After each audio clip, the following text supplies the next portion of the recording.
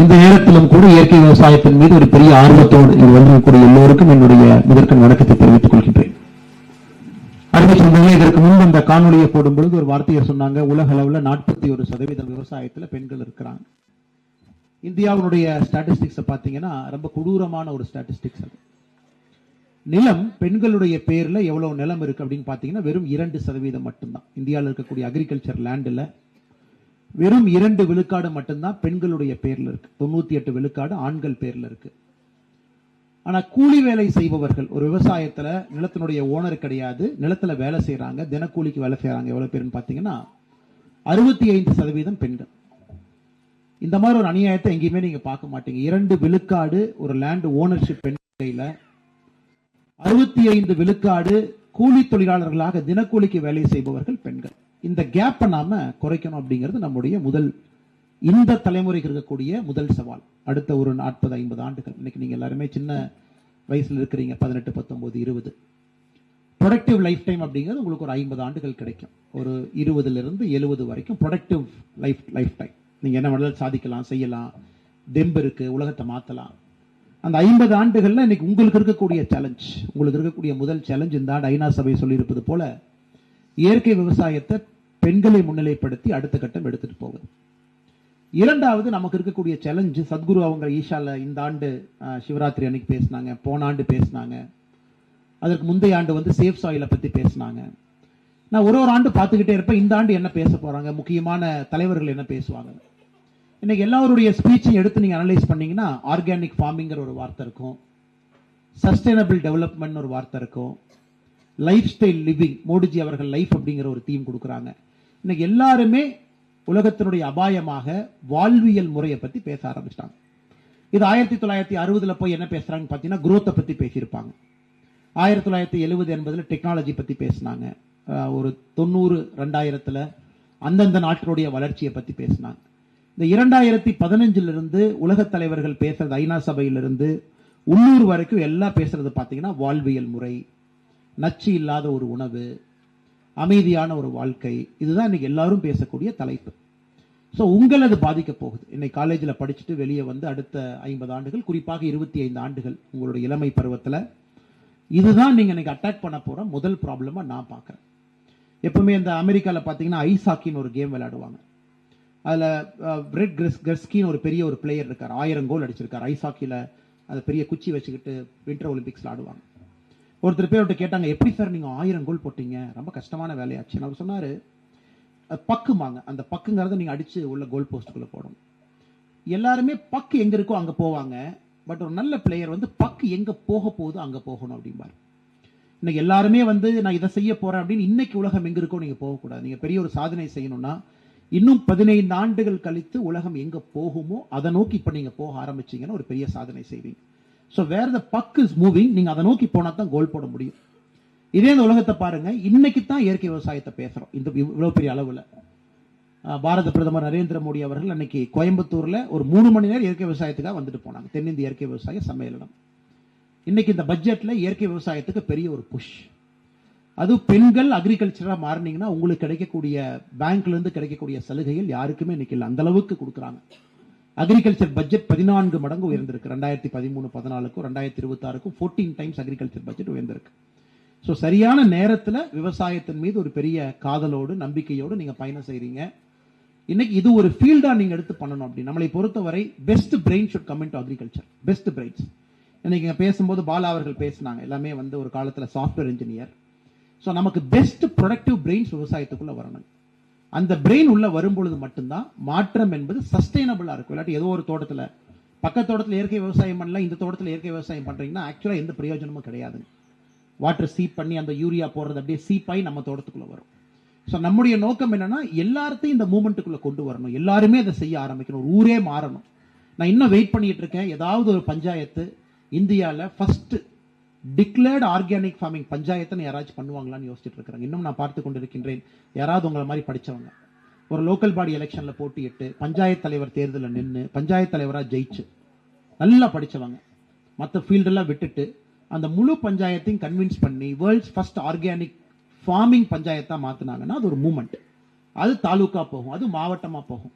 எனக்கு தமிழகத்தை பொறுத்த வரைக்கும் இந்தியாவில் இருக்கக்கூடிய ஆர்கானிக் ஃபார்மிங் இனிஷியேட்டிவ்ல 13வது இடத்துல நாம் இருக்கும். நமக்கு மேல 12 மாநிலங்கள் இருக்கிறாங்க. 13 0.8% ஆஃப் தமிழ்நாடுஸ் லேண்ட் தான் இன்னைக்கு ஆர்கானிக் ஃபார்மிங்ல இருக்குதுங்க. Less than 1%. அப்ப எவ்வளவு பெரிய சேலஞ்ச் உங்க கண் முன்னாடி இருக்குன்னு பாருங்க. இன்னைக்கு நீங்க இளைஞர்களா உட்கார்ந்துருக்கீங்கன்னா இந்த ஆப்பர்ச்சுனிட்டி நீங்க பார்க்கணும். இந்த ஆப்பர்ச்சுனிட்டியை நோக்கி போகணும். இதை ப்ராப்ளம் சால்வ் பண்ணிக்கிட்டே போகணும். நான் பல இடத்துல பேசுறது, இப்ப பாலா அவர்கள் வந்து இந்த அளவுக்கு பேசுறாங்கன்னா ஏதோ ஒரு காலத்துல அந்த வாழ்வியல் முறை வேண்டாம், இந்த வாழ்வியல் முறைக்கு வர்றாங்க. எல்லாம் போய் எக்ஸ்பெரிமெண்டேஷன், இயற்கையோடு ஒன்றி வாழ்றாங்க, நிறைய விஷயங்கள் கத்துக்கிறாங்க. ஆனா வெளி உலகத்துக்கெல்லாம் அவங்கள பார்த்தா முட்டாள் மாதிரி தெரியும். வண்டி கிடையாது, ஒரு ஆடம்பரமான வாழ்க்கை கிடையாது, கார் கிடையாது, ஒரு அபார்ட்மெண்ட் வாழ்க்கை கிடையாது, ஏதோ ஒரு கிராமத்துல எங்கேயோ கூப்பிட்ற இடத்துக்குலாம் போய் பேசிட்டு இருக்கான்னு வெளி உலகம் பார்க்கணும். அவங்களுக்கு மட்டும்தான் தெரியும் எவ்வளவு சந்தோஷமான ஒரு வாழ்க்கையை அந்த டீம் அவங்க வாழ்ந்துகிட்டு இருக்கிறாங்க. இன்னைக்கு அவர்களோடு இணைந்து நம்ம வி த லீடர்ஸ் ஃபவுண்டேஷன், நம்முடைய சிஇஓ டாக்டர் பிரபாகர் அவர்கள், நம்முடைய ப்ராஜெக்ட் ஆஃபீஸர் டாக்டர் ஷாம் அவர்கள், சகோதரி மீனாட்சி அவர்கள், அம்மா சுகந்தி அவர்கள், சகோதரர் பாஸ்கர் அவர்கள் எல்லோரும் இணைந்து இன்னைக்கு ஒரு பெரிய வாய்ப்பை நமக்கு ஏற்படுத்தி கொடுத்துருக்காங்க. இது வந்து ஒரு நீங்க 4 ஆண்டுகள் படிக்க போகின்ற பிஎஸ்சி ஹானர்ஸ் அக்ரிகல்ச்சர், உங்களோட டிகிரி சிம்ஸ்ல இருந்து வந்திருக்கீங்க, வானவராயர் இன்ஸ்டியூட் ஆஃப் அக்ரிகல்ச்சர்ல இருந்து வந்திருக்கிறீங்க, காலேஜை தாண்டி இருக்கவங்களும் வந்திருக்கிறீங்க. ஒரு ஸ்பார்க்கா நீங்க எடுத்துக்கணும். ஏன்னா ஒரு விவசாயம்ங்கிறது ஒரு கூரைக்கு கீழே மைக்கு வச்சுலாம் சொல்லிக் கொடுக்க முடியாதுங்க. அந்த மாதிரி யாராச்சும் சொன்னா கூட தவறான ஒரு பார்வை. இன்னைக்கு நாம இங்க வந்திருக்கிறது பாலா அவர்களை போன்றவர்கள், இந்த இயல் ஃபார்ம்ல இருக்கிறவங்க, சகோதரர் சரவணன் அவர்கள், இங்க இருக்கக்கூடிய வாலண்டியர்ஸ்லாம் நமக்கு சின்னதாக ஏதோ ஒரு இடத்துல ஒரு பொறி வைக்கிறாங்க, அவ்வளவுதான். ஜஸ்ட் இனிஷியேட்டிங் சம்திங், ஒரு எலக்ட்ரிக் கரண்ட், ஒரு ஸ்பார்க், ஏதோ ஒரு இடத்துல ஒரு எபிபேனிக் மூமெண்ட், வாவ் அப்படின்னு நீங்க ஒரு வார்த்தையை பயன்படுத்த போறீங்க. என் வாழ்க்கையை அதை மாத்தி பார்த்தா என்ன ஆகும் அப்படிங்கிற எண்ணத்தை விதைப்பதற்கான ஒரு சிறு முயற்சி. அதனால கண்டிப்பா இந்தியாவுடைய பிரச்சனைகள் இதெல்லாம் நம்ம முன்னாடி இருக்கக்கூடிய முதல் பிரச்சனை. நீங்க இதுல சொல்யூஷன் ப்ரொவைடரா மாறணும், டெக்னாலஜி கொண்டு வரணும். இயற்கை விவசாயத்துக்குள்ள சந்தைப்படுத்துதல் பெரிய சேலஞ்ச் நமக்கு. இன்னைக்கு பாருங்க, அந்த ஸ்ட்ரெய்ட் ஆஃப் ஹோர்மஸ் அதை மூடிட்டாங்க. ஒரு சின்ன ஒரு எவ்வளவு ஃபைன் பேலன்ஸ் அந்த வேர்டு ஆப்ரேட் பண்ணுதுன்னு பாருங்க. ஈரானுக்கும் அமெரிக்காவுக்கும் சண்டை. ஒரு சின்ன வளைகுடா பகுதியில் இருக்கக்கூடிய 33 கிலோமீட்டர் பகுதி இருக்கக்கூடிய ஒன்று க்ளோஸ் பண்றாங்க. இன்னைக்கு நம்ம கேஸ் பிரைஸ் 60 ரூபாய் ஏற்றிருக்கோம். அது பொலிட்டிக்கலி ஒரு இஷ்யூவா இருந்தாலும் காலையிலேருந்து நம்ம பல இடத்துல எக்ஸ்பிளைன் பண்ண வேண்டியதா இருக்கு. ஏன் 60 ரூபாய் ஏற்றணும், என்ன காரணம், என்ன பிரச்சனை. 7 நாடுகளுக்கு 80% உணவு நிறுத்தி வச்சிருக்காங்க. 80 கல்ஃப் கண்ட்ரி, ஜிசிசி கண்ட்ரிக்கு 80% உணவு அந்த ஸ்ட்ரெய்ட் ஆஃப் ஹார்முஸ்ல போகணும். இன்னைக்கு அதை ஸ்டாப் பண்ணி வச்சிருக்காங்க. ஸோ இந்த அளவுக்கு ஒரு இன்ட்ரிகேட் பேட்டர்ன்ல தான் அந்த உலகமே இருக்கு. அவ்வளவு க்ளோஸ் பேட்டர்ன்ல இருக்கும். எங்கேயாச்சும் ஒரு டிஸ்டர்பன்ஸ் அது நமக்கு வந்துடும். இன்னைக்கு எங்கேயோ பண்றாங்க, பெஸ்டிசைட் போடுறாங்க, சால்ட்டை போட்டு விவசாயம் பண்றாங்க, யூரியா போட்டு பண்றாங்க, எங்கேயோ பண்றாங்கன்னு நம்ம நினைக்கிறோம். அதனுடைய தாக்கம் நமக்கு வரும். அதனால நம்முடைய நோக்கம், நாம் இயற்கை விவசாயம் செய்வது மட்டும் நம்முடைய நோக்கம் அல்ல. பக்கத்து காட்டுல, பக்கத்து வீட்டுல, பக்கத்து தெருவுல, பக்கத்து அப்பார்ட்மெண்ட்ல, பக்கத்து ஸ்டூடெண்ட்டை அவங்களையும் நம்ம மோட்டிவேட் பண்ணி கொண்டு வரணும். மசானபே ஐயா அவர்கள் ஒரு ஜாப்பனீஸ், ஒரு ஆர்கானிக் ஃபார்மிங், ஒரு பெரிய ஒரு மனிதர். நிறைய பேர் அவருடைய புத்தகத்தை படிச்சிருப்பீங்க. ஒரு வைக்கோல் புரட்சி புத்தகத்தை படிச்சிருப்பீங்க. குறிப்பா குழந்தைகள் நீங்க படிச்சிருப்பீங்க. அதில் ஆரம்பத்தில் 1913 பிறந்த மனிதர் அவர். இன்னைக்கு நம்ம இயற்கை விவசாயம் என்று சொன்னால் நம்ம நம்மாழ்வார் ஐயாவை சொல்றோம். அதை தாண்டி மசானோபு ஐயாவை நம்ம சொல்றோம். Japanese philosopher from natural agriculturist. அவர் சொல்றது இயற்கை விவசாயம் என்பது ஒரு மனிதனை மேம்படுத்துவதற்காக, உங்களுக்கு இருக்கக்கூடிய பெஸ்ட் குவாலிட்டியை டிஸ்கவர் பண்றதுக்காக நீங்க இயற்கை விவசாயம் பண்ணுங்க அப்படிங்கிறார். எவ்வளவு ஆழ்ந்த கருத்து பாருங்க. அதாவது ஒரு மனிதனுடைய நல்ல குணங்களை, உங்களுக்கு இருக்கக்கூடிய நல்ல குணம் பார்க்கறதுக்கும், சந்தோஷமா ஒரு வாழ்க்கையை ஆரோக்கியமா வாழ்றதுக்கும் இயற்கை விவசாயத்தை பின்பற்றுங்க அப்படிங்கிறாங்க. அப்கோர்ஸ் மணி முக்கியம். பட் இந்த உலகத்துல என்ன பிரச்சனைனா, எல்லாமே நம்ம பணமா பாக்குறதுனால எது எண்டுன்னு நமக்கு கேள்வி யாருக்குமே பதில் கிடையாது. 1 லட்ச ரூபா போதுமா, 1.5 லட்சம் போதுமா, 2 லட்சம் போதுமா, 5 லட்சம் போதுமா, நமக்கு தெரியாது. அந்த எண்டை ஃபர்ஸ்ட் நம்ம ஃபிக்ஸ் பண்ணி ஆக வேண்டிய கட்டாயத்துக்கு நம்ம இருக்கோம். இன்னைக்கு இயற்கை விவசாயியாக நீங்க மாறி சக்சஸ் பண்ணணும்னா, என்னுடைய தாழ்மையான ஒரு கருத்து, நீங்க உங்க வாழ்க்கையை எப்படி வாழணும் அப்படிங்கிற புரிதல் உங்களுக்கு இருந்தா மட்டும்தான் ஒரு விவசாயியாக நீங்க ஜெயிக்க முடியும். மற்றபடி இயற்கை விவசாயம் 2வது நம்ம வரலாங்க. நீங்க எப்படி வாழணுங்கிற புரிதல் உங்களுக்கு, அது ஒரு கண்ணோட்டம் இருக்கணும். இல்ல அம்பானி மாதிரி ஆன்டிலால வீடு கட்டியும் அத்தனை ஃப்ளோர் கட்டியும் இருக்கலாமா, அவங்களுக்கு அது சமாதானமா எனக்கு தெரியாது. இந்த பக்கத்தோடத்துல அண்ணன் இருக்கிற மாதிரி சின்ன கூரை வீட்டில் சந்தோஷமா இருக்கலாமா, அவங்கவுங்களுக்கு இருக்கிறது தான். அந்த புரிதல் நம்ம வளர்த்திக்கணும். What is good for you is not good for others. இன்னொரு மனிதனுக்கு பெட்டர் என்ன இருக்கோ அது உங்களுக்கு இல்லை. அந்த மனிதனுடைய பிரச்சனை அவங்களுக்கு தான் தெரியும்.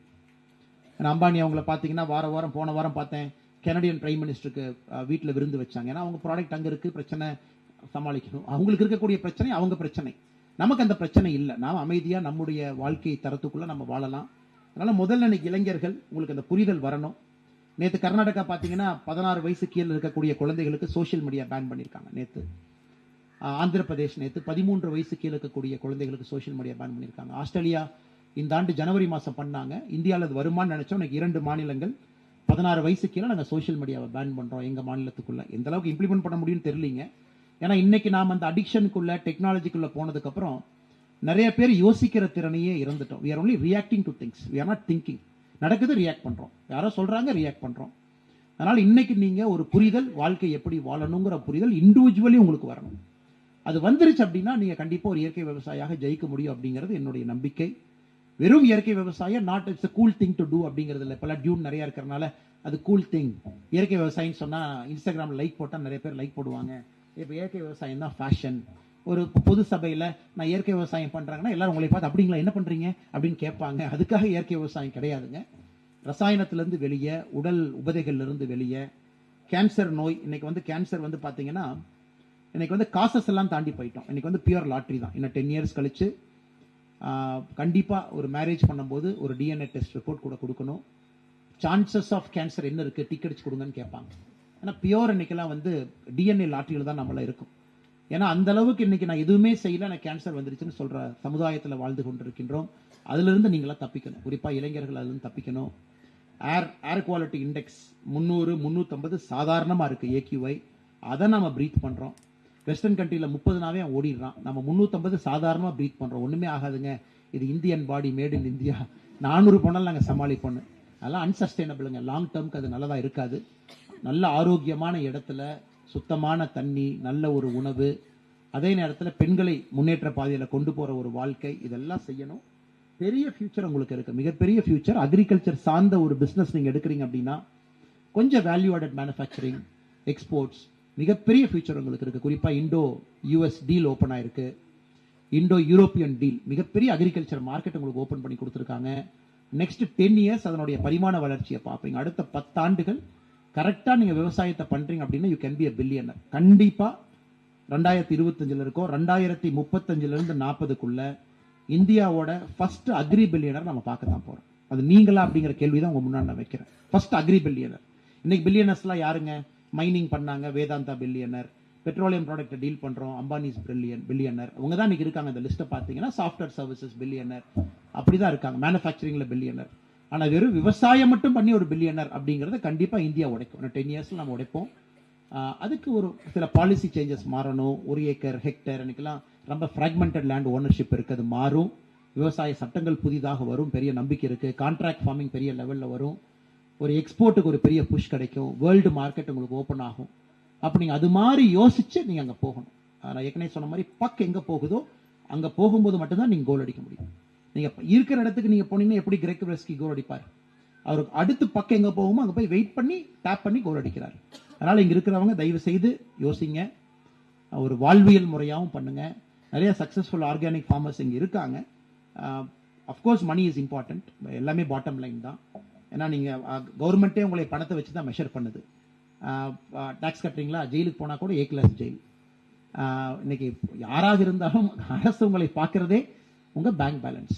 நீங்கள் வெளியே போனால் கூட பேங்க் பேலன்ஸ். ஏன்னா இன்னைக்கு எல்லாம் ஏஐலாம் வந்ததுக்கப்புறம் நீங்கள் அமேசானில் என்னென்ன பொருள் வாங்குறீங்க அப்படிங்கிறத வச்சு ஏஐ வச்சு உங்களுடைய பர்சனல் ஒர்த் என்னன்னு கண்டுபிடிச்சு அதை கிரெடிட் கார்டு கம்பெனி கொடுத்து அவன் மெசேஜ் போடுவான். ஓ, இவர் வந்து 5 லட்ச ரூபா கேஸு, இவரை 10,000 ரூபா கேஸு, இவர் எல்லாத்தையும் ப்ரௌஸ் பண்ணுவார், ஆனால் எதுவுமே வாங்காத ஒரு கேஸுன்னு எல்லாத்துக்குமே தெரியும். ஆனால் ஏஐ வந்துருச்சு, பிளாக் செயின் வந்துருச்சு. இன்னைக்கு எல்லா இடத்துலையும் பணம் பணம் பணம், எல்லா இடத்துலையும் சந்தை தான். அதை உடைப்பதற்கும் ஒரு வாய்ப்பு. Everything is monetised. இப்போ உங்கள் ஹியூமன் பீயிங்ஸ்க்கே ஒரு மானிட்டரி வேல்யூ கொடுத்து தான் ப்ராடக்ட் கம்பெனிஸ் உங்களை டார்கெட் பண்ணுறாங்க. எல்லாமே அப்படி தான் நடக்குது. நீங்கள் ஃபேஸ்புக்கில் போனீங்கன்னா உங்களுக்கு வரக்கூடிய ஆடு மட்டுமே உங்கள் மானிட்டரி வேல்யூ வச்சு தான் அந்த ஆடு வரும். இன்ஸ்டாகிராம் போனீங்கனாலும் அந்த ஆடு தான் வரும். 5 ஸ்டார் ஹோட்டலுக்கு போகிறவங்களா இல்லை தள்ளுவண்டி கடையில் தெரு ஓரத்தில் தோசை சாப்பிட்றீங்களான்னு. வெரி அன்ஃபார்ச்சுனேட், ரொம்ப தவறு. அந்த மாதிரி உலகம் மாறிடுச்சு. அதையும் உடைப்பதற்கு நீங்கள் ஒரு முயற்சி எடுக்கணும். நல்ல ஒரு வாழ்க்கை வாழணும், ஆரோக்கியமாக வாழணும். என்னை பொறுத்தவரைக்கும் விவசாயம் என்பது கடைசியாக சொல்லணும் அப்படின்னா உங்கள் ஈகோவை பிரேக் பண்ணுறக்கு வேற எந்த ஃபீல்டும் முடியாதுங்க. விவசாயம் பிரேக் பண்ணும். ஏன்னா முதல் நாள் நாங்கள் எல்லாம் நிறையா படிச்சுட்டு நான் அப்படி படிச்சிருக்கேன் இப்படி படிச்சிருக்கேன் அந்த எக்ஸாமை பாஸ் பண்ணிட்டேன்னு சொல்லிட்டு ஒரு மம்முட்டி எடுத்துட்டு நீங்கள் விவசாயியாக போனீங்கன்னா முதல் நாள் தோத்துருவீங்க. அது உங்களுக்கு ஒரு பெரிய பாடம். உங்கள் ஈகோக்கு ஒரு பிரேக்கு. என்னடா நம்ம என்னென்னமோ அவ்வளோ படித்தோம், இவ்வளோ டிகிரி வாங்கி வச்சுருக்கோம், இவர் எதுவுமே படிக்காம ஒருத்தர் வந்து இவ்வளவு அருமையா பண்றாங்களே அப்படின்னு நமக்கு எல்லாம் தெரியும். அதனால இது ஈகோவை பிரேக் பண்றதுக்கு, நல்ல ஒரு வாழ்க்கை வாழ்வதற்கு, நல்ல ஒரு மனிதனாக மாறுவதற்கு மஸ்தானா பையா சொன்ன மாதிரி அவருடைய ஆரம்ப காலமெல்லாம் பார்த்தீங்கன்னா, அவர் இந்த நோட் இல்லிங் ரொம்ப ஃபேமஸ் பண்ணது எல்லாமே அவருடைய புத்தகத்தில் எழுதியிருப்பாரு.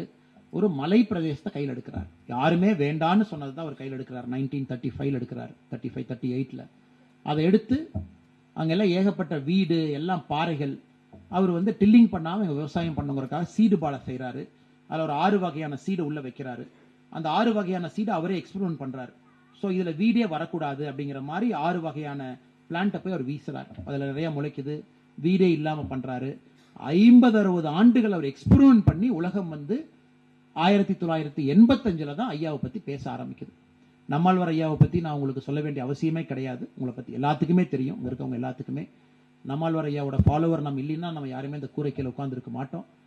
50 ஆண்டுகள் உழைப்ப ஒரு நாள் வெளியே வந்ததுக்கு அப்புறம் அவரை பத்தி நம்ம பேசுறோம். அதனால இயற்கை விவசாயத்தை பொறுத்த வரைக்கும் விவசாயிக்கு அட்வர்டைஸ்மெண்ட் கிடையாது, பிராண்ட் கிடையாது, வேல்யூ கிடையாது. பொது இடத்துக்கு போனா கூட யாரும் அவங்களை தூக்கி பிடிச்சு கொண்டாடுவது கிடையாது. ஆனாலும் இயற்கை விவசாயம் மக்கள் பண்றாங்க, ஏன்னா அவங்களுக்கு அது பிடிச்சிருக்கு. அதனால் நீங்க இந்த வாய்ப்பை பயன்படுத்தணும். குறிப்பா வி த லீடர்ஸ் இந்த பெரிய முன்னெடுப்பது கடந்த ஒரு 6-7 மாதமாக ரொம்ப ஆக்சலரேட் பண்ணியிருக்கோம். ஐஐடி மெட்ராஸ் கொலாபரேஷனுக்கு பிறகு இது அடுத்த கட்டம் எடுத்துட்டு போகணும்னு. இன்னைக்கு இந்தியாவில் நான் பெரிதும் மதிக்கக்கூடிய ஒரு இயற்கை விவசாயி நியூசிலாண்டை சார்ந்தவர் டேவிட் ஹாக் அவருடைய பெயர். நம்முடைய ஐஐடி மெட்ராஸ் ஃபங்க்ஷனுக்கு கூட அவர் வந்திருந்தார். அவர் 20 வயசு இருக்கும்போதே நியூசிலாந்து விட்டு இந்தியாவுக்கு வந்துட்டார். நம்ம இந்தியாவில் காடு காடாக கொடைக்கானலில் பழனியில் இங்கெல்லாம் சுற்றி நம்முடைய வேதிக் ஃபார்மிங் எல்லாம் படித்து நம்முடைய அந்த காலத்தில் சோழர் காலத்தில் எப்படி விவசாயம் பண்ணாங்க அப்படிங்கிற கல்வெட்டெல்லாம் ஆராய்ஞ்சு பாருங்க. நியூசிலாந்துக்காரர் வெள்ளக்காரர் டேவிட் ஹாக் அவர் பேர். இன்னைக்கு அவர் வந்து நாந்தி ஃபவுண்டேஷனுடைய சீஃப் அக்ரிகல்ச்சர் ஆஃபீஸரா விசாகப்பட்டினத்திலிருந்து கொஞ்சம் தூரத்தில் ஈஸ்டர்ன் காட்ஸ் பகுதியில் அரக்கு வேலி அப்படிங்கிற இடத்துல கிட்டத்தட்ட 1,80,000 ஏக்கரை ஒரு மாடல் ஃபார்மிங். அங்க இருக்கக்கூடிய நக்சல் அஃபெக்டட் ஏரியால ட்ரைபலாக இருந்தவங்களை எல்லாம் பிடிச்சி அவங்கள கன்வின்ஸ் பண்ணி அந்த நிலத்தை எல்லாம் இயற்கை விவசாயத்துக்குள்ள கொண்டு வந்து அங்க காஃபியை கல்டிவேட் பண்ணி கிட்டத்தட்ட 1,10,000 விவசாயிகள் மேல இருக்கிறாங்க. அதுல 40% மில்லியனர் ஃபார்மர்ஸ். ஒரு பாருங்க, ஒரு மனிதன் எங்கேயோ பிறந்த ஒரு மனிதன் 20 வயசுல நம்ம நாட்டுக்கு வந்து 50 ஆண்டுகளா நம்ம நாட்டில இருந்து அங்க போய் ட்ரைபல் மக்களை அரக்கு வேலியில விசாகப்பட்டினம் பக்கத்துல ஆந்திர பிரதேஷ்ல ஈஸ்டர்ன் காட்ஸ்ல பிடிச்சி அதுல 40% பேரை மில்லியனரா மாத்தி அதுல வரக்கூடிய காஃபியை ஒரு ப்ராஃபிட் ஷேரிங் மாடலுக்காக நாந்தி ஃபவுண்டேஷன் அப்படின்னு ஆரம்பிச்சு ஆனந்த் மஹிந்திரா அவங்க சேர்மனா இருக்காங்க. அந்த காஃபி இன்னைக்கு பாரிஸ் போகுது, பாரிஸ்ல அவுட்லெட் போட்டிருக்காங்க. ஸோ இது ஒரு மாடல். அதாவது ஒரு மனிதனுக்கு பெரிய சிந்தனை இருக்கு, ஒரு ஆர்கனைசேஷன் இருக்கு அப்படின்னா நம்ம என்ன வேணாலும் சாதிக்க முடியும் அப்படிங்கிறதுக்கு நாந்தி ஃபவுண்டேஷனுடைய Araku coffee is a classic model. இன்னைக்கு அது அவுட்லெட் போனீங்கன்னா எல்லா இடத்துலயும் இருக்கு. நியூயார்க்ல இருக்கு, பாரிஸ்ல இருக்கு, பெங்களூர்ல அவுட்லெட்ஸ் இருக்கு. அதிகமான பூச்சிக்கொல்லி வரும், அதிகமான கொல்லிகள் வந்து சரியா சாப்பிட வரும். So every thing scientifically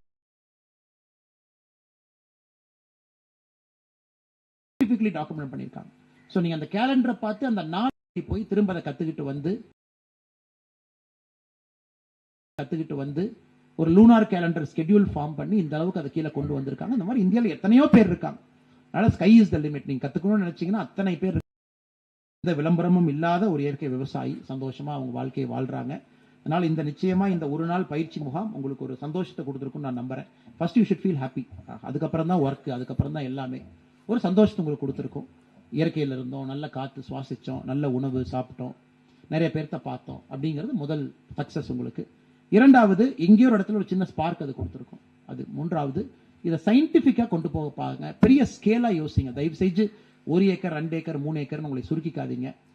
contract எடுங்க, பேசுங்க, லேண்ட் அக்ரிகேட் பண்ணுங்க, 50 ஏக்கர் 100 ஏக்கருக்கு போங்க, விவசாயிகளை பார்ட் ஓனரா மாத்த பாருங்க, ப்ராஃபிட் ஷேரிங்குள்ள கொண்டு வாங்க, ஒரு ஃபார்மர் ப்ரொடியூஸ் ஆர்கனைசேஷன் ஆரம்பிங்க. அந்த மாதிரி தான் நீங்க யோசிக்கணும். அதுக்கு தான் நீங்க அக்ரிகல்ச்சர் படிக்கிறீங்க. ஏன்னா நம்முடைய மூதாதையர்கள் எதுவும் படிக்காம கஷ்டப்பட்டு விவசாயம் செஞ்சு இவ்வளவு தூரம் நம்மளை கொண்டு வந்துட்டாங்க. இன்னைக்கு உங்களுக்கு இவ்வளவு டெக்னிக், இவ்வளவு சயின்ஸ் உங்களுக்கு கிடைச்சிருக்குன்னா நீங்க பெரிய ஸ்கேலபிளா திங்க் பண்ணணும். பெரிய ஸ்கேலா நீங்க திங்க் பண்ணணும். நிறைய பேர்த்த நீங்க மில்லியனர்ஸ் ஆக்கணும். பணம்ங்கிறது ஏற்கனவே சொன்ன மாதிரி ஒரு குறியீடாக இருந்தாலும் கூட ஒரு ஏழை விவசாயி அப்படின்னு இருக்கக்கூடாது. சமீபத்தில் ஒரு படம் பார்த்தேன், தாய் கிழவின்னு ஒரு படம். கடைசி அதை முடிச்சிடறாங்க. அந்த டைரக்டர்கிட்ட கூப்பிட்டு நான் பேசினேன். நீங்க நல்லா படம் எடுத்திருக்கீங்க, ரொம்ப அருமையா எடுத்திருக்கீங்க, ஒரு உமன் எம்பவர்மெண்ட்டை ரொம்ப சூப்பரா சொல்லியிருக்கீங்க அப்படின்னு. அப்ப நான் அவர்கிட்ட கேட்டேன், ஐயா நீங்க இதுக்கு முன்னாடி நீங்க என்ன படம் எடுத்தீங்கன்னு நான் கேட்டபோது அவர் சொன்னாரு, நான் இதுக்கு முன்னாடி கடைசி விவசாயி அப்படிங்கிற படமும் என்னுடைய கதை தாங்க, அதுவும் என்னுடைய கதை தான். அது பாருங்க, கடைசி விவசாயின்னு ரொம்ப தத்ரூபமான ஒரு படம் இருக்கும், நமக்கு தெரியல, அது மார்க்கெட்டிங் ஆகாதனால யாரும் பார்க்கல. அப்புறம் ஆண் பாவம் பொல்லாதது, அதுவும் நாங்க தாங்க எடுத்தேன்னு சொல்லிட்டு இந்த அளவுக்கு சோஷியலி மீனிங்ஃபுல் ரோல் பண்றாங்க. அது இன்னொன்னு ஹிட் ஆனா தான் நமக்கு பின்னாடி போய் தெரியுது உங்க கடைசி விவசாயி அவங்க தான் எடுத்தாங்கன்னு.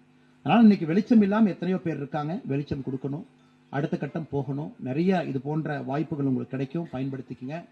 நீங்க எல்லாமே தயவு செஞ்சு விவசாயம் படிச்சுட்டு வேற எங்கேயாச்சும் போயிடாதீங்க. நான் வந்து பிஎஸ்சி ஹானர்ஸ் அக்ரிகல்ச்சர் படிச்சுட்டேன், ஆனா நான் செய்யக்கூடிய வேலைக்கும் விவசாயத்துக்கும் எந்த சம்பந்தமும் இல்லைன்னு நீங்க சொல்லாதீங்க. ஏன்னா கரெக்டான இடத்துல சரியான நேரத்தில் நீங்க விவசாய அக்ரிகல்ச்சர் ஸ்டூடெண்டா இருக்கீங்க. சிம்ஸ் காலேஜ்ல இருந்து வந்தவங்க, வானவராயர் இன்ஸ்டியூட் ஆஃப் அக்ரிகல்ச்சர்ல இருந்து. ஸோ அக்ரிகல்ச்சர் சம்பந்தமா பண்ணுங்க, அடுத்த கட்டம் எடுத்துட்டு போங்க, சக்சஸ்ஃபுல்லா மாறுங்க. உங்கள் எல்லோருக்கும் மறுபடியும் உலக சர்வதேச மகளிர் தின நல்வாழ்த்துக்கள். பெண்கள் ரொம்ப ரொம்ப முக்கியமானவங்க. ஆண்கள் கேட்பாங்க அவங்களுக்கு மட்டும் ஒரு தினம்னா நமக்கு ஒரு தினம் வேண்டாமான்னு. அது காரணம் இல்லைங்க. என்னைக்கு நாம மகளிர் தினம் ஒரு தினத்தை நம்ம கொண்டாடாம இருக்கிறோமோ அன்னைக்கு பெண்கள் முன்னேறிட்டாங்க அப்படிங்கிறது தான் என்னுடைய தாழ்மையான கருத்து. இப்போ ஒரு நாள், ஒரு மேபி இன்னும் ஒரு 10-20 வருஷத்துல பெண்களுக்குன்னு ஒரு நாள் இல்லாம எல்லா துறையிலையும் பெண்கள் இருக்காங்க. சமீபத்தில் பார்த்தேன், அந்த அந்த அமெரிக்கன் ஜெட் ஒன்று ஈரான் நோக்கி போகும்போது குவைத்தில் அதை வந்து ஒரு ஆன்டி மிசைல் வச்சு அடிக்கிறாங்க.